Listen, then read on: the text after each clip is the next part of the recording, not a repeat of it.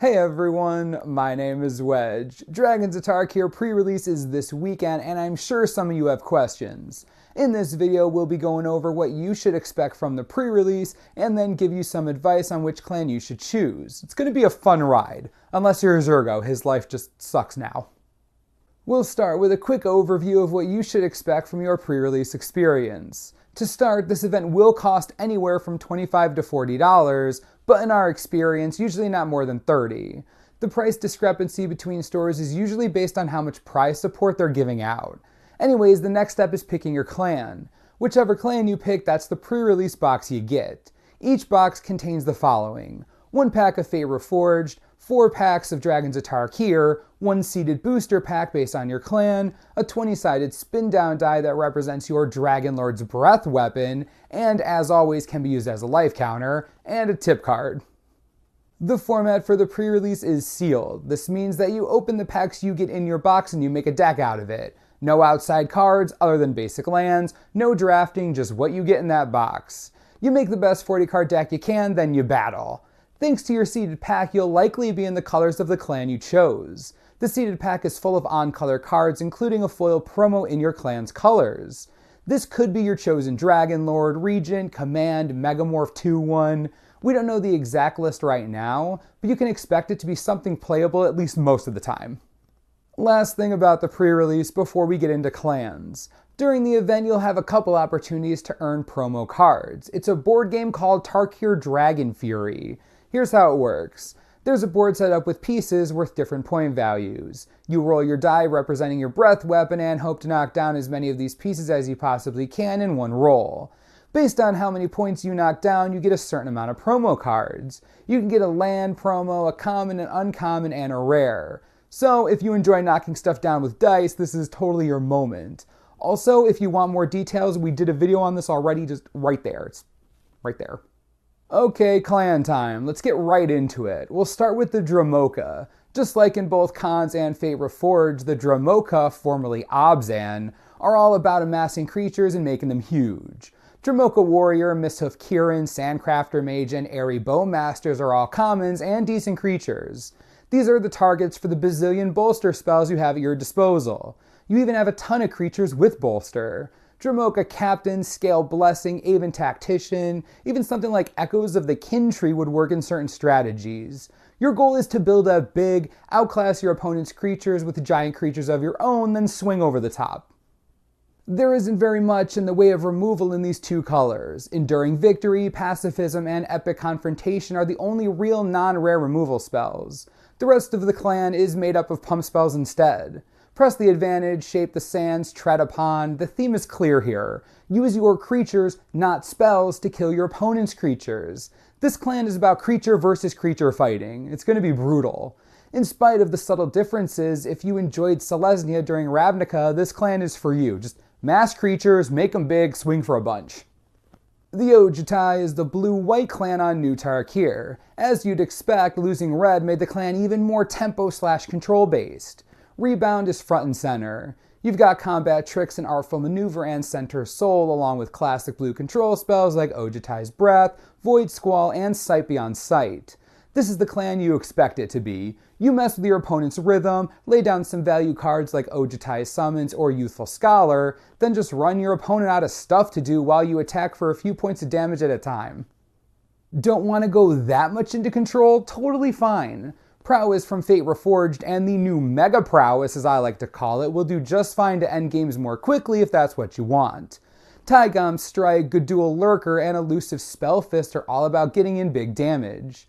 Strong Arm Monk and Great Teacher's Decree are both very supportive when it comes to Ojutai aggression. Depending on the cards you get, you can either go super control with this clan, or you can take a more aggressive route with various combat tricks and unblockable. Silumgar is a bunch of nasty business. I knew the Sultai were all about death and reincarnation and all that jazz, but honestly, the Silumgar clan is way more ruthless. Pretty much every card in this clan is about killing something, sacrificing something to kill something else, or bringing back stuff that you probably just sacrificed to kill something. I've honestly never seen anything like it. You've got your classic go die in a hole spells like Deathwind, Defeat, Flatten, Ultimate Price, and Reduce in Stature. You can then add the exploit removal spells Minister of Pain and Silumgar Butcher. All of these together make for a ridiculous removal package, especially since the exploit creatures can just sacrifice themselves if they have to. If you decide to take that route, don't worry. There are ways to both fill your yard and return stuff from it. Dutiful Attendant, Gurmag Drowner, Grave Purge, and Sibsig Icebreakers, just for a couple examples. The ability to get back your exploit creatures is going to be important since a lot of the time you'll probably be sacking them to their own abilities. Karsi Sadist, Rakshasa Gravecaller, Vulturous Aven, these are all useful exploit cards, so be ready to play them most of the time. If you're thinking about going Silumgar, be ready to kill a lot of your own stuff. The last thing I'll say about the clan is that there is a ton of disruption. Besides the myriad of removal I just told you about, the clan runs a ton of interference. Silumgar Scorn, Silumgar Sorcerer, Silumgar Spell Eater, you get the point.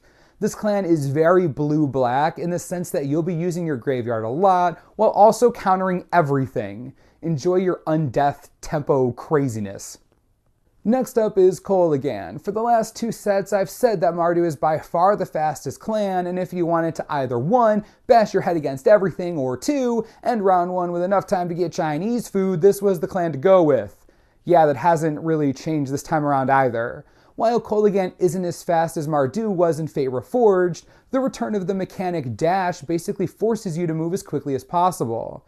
Printing a card like Warbringer should remind you of that. Other than that, this is pretty much business as usual. Super fast attackers like Kolaghan Stormsinger and Lightning Berserker are joined by aggressively costed dash creatures like Scream Reach Brawler and Ambuscade Shaman. You've also got your dirty combat tricks like Butcher's Glee, Coat with Venom, Kindled Fury, and Volcanic Rush. Again, pretty much business as usual. The most interesting thing about the Kolaghan clan is that the new package of red burn spells are going way wider than normal. By that I mean we're seeing more Setting the Board on Fire removal in addition to the single target burn spells. We do have a decent amount of targeted burn spells like Twin Bolt, Roast, Draconic Roar, and Sarkhan's Rage. But we also get interesting cards like Impact Tremors and Seismic Rupture. Red is bringing the heat this time around, and if you take anything away from the Kolaghan clan, let it be this. They have a lot of burn spells, and your creatures will definitely die if you don't make them big enough real fast. But yeah, you want the mono red aggro deck, Kolaghan is where you want to be. Enjoy your 8-minute rounds. The last clan, but certainly not the least, is Atarka. Much like the Teamer, this clan wants all their creatures to be gigantic and on the board at the same time. You're basically looking at Jumanji on steroids is what I'm getting at. Since the mechanic is formidable, 8 power is where you want to be. You have plenty of creatures to make that happen. Conifer Strider, Segmented Crow-Tick, Stampeding Elk Herd, Atarka Efrit, and Atarka Pummeler are all great options for upping your formidable. Once you get there, you also have a ton of ways to take advantage of your newfound power. Atarka Beastbreaker, Lurking Airings, and the previously mentioned Elk Herd take advantage of the formidable trigger in a big way. Besides that, there really isn't much going on. It's everything you'd expect green to have. There's mana fixing and mana ramp in the forms of Sheltered Area and Explosive Vegetation. You have combat tricks like Epic Confrontation, Tread Upon, and Press the Advantage, much like Dromoka. What the Atarka clan does offer you is the ability to play gigantic creatures, but also have a ton of burn spells. You can play a huge beast one turn and then set something on fire the next. There is a lot of versatility here, and depending on what you open, much like with the Teamer from Fate Reforged, you could have anything from an aggressive red deck with a ton of combat tricks all the way to a huge formidable strategy with removal backup. All depends on what you open. It's an interesting clan to say the least. Okay, recap time. Dromoka is about creatures. You play tons of creatures. You try to make them all huge, then you keep pushing your wall at the opponent until they just die. That's what you do, that's your jam. Ojutai is all about saying no. See the art on Contradict, that is basically you. You're diving headfirst into a pool of tempo. Everything you do synergizes with everything else you're doing.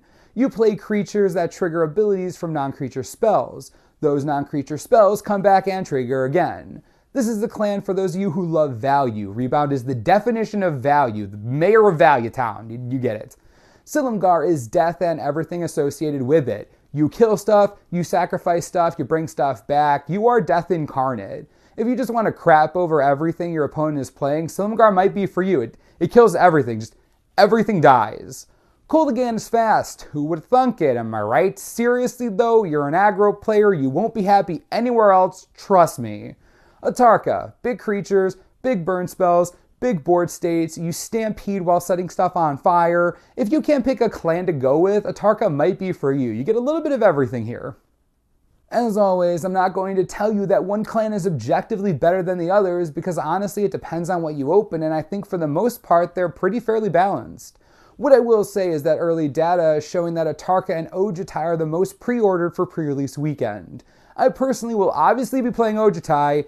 It's blue-white, how could I not play it?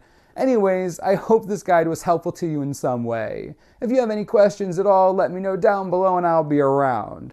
Also, like in previous pre-release videos, if you're having a problem choosing the clan, I'll do it for you, just ask. I clearly will never learn my lesson. As always, subscribe for the latest and most reliable Magic the Gathering information you could ever need. This is the Manosaurus, I'm Wedge, thanks for watching, we'll see you next time.